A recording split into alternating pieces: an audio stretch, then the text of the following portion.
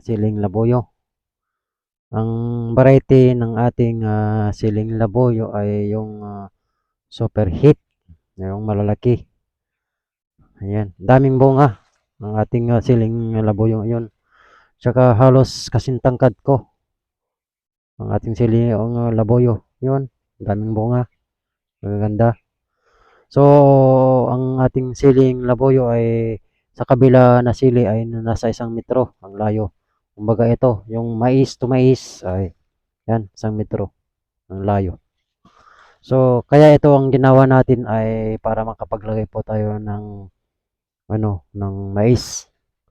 Para pag masyadong mainit ay meron po tayong masilinungan. Kasi ang init pag walang mais sa ganitong buwan, summer na.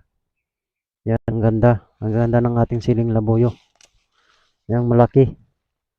Malaki ang bunga ng sa ating siling labuyo. Oh. Ito yung super heat. Sinasabi nila, oh, malaki. Kasing laki ng ating oh, daliri. Malaki. Oh, malaki. So, habang hinihintay natin yung presyo ng ang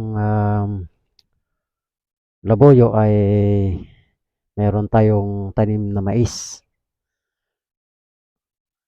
Etong sili ko ay 6 na beses na kaming nakapagpitas ng mga hinog niyan. Kaso magaganda pa rin. Parang hindi nabawasan ng bunga. Yan, ang dami.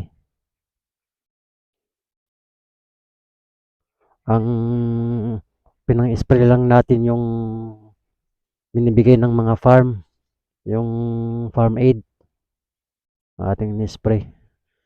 Tsaka pagkatapos ng pagpitas ay dinidiligan natin agad at saka naglalagay po tayo ng abono para hindi masira ang ating labuyo. Yan, daming hinog.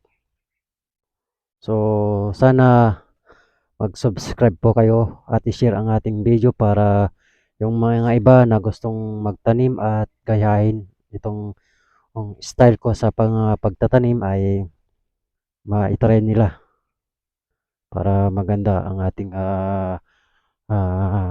matulad nila ang ating ginawa. Yan, dami. So, maraming salamat sa inyong panonood at yung pagsama sa akin sa pagbisita ng aking tanim na mais at saka labuyo. So, bye-bye. Hanggang sa muli.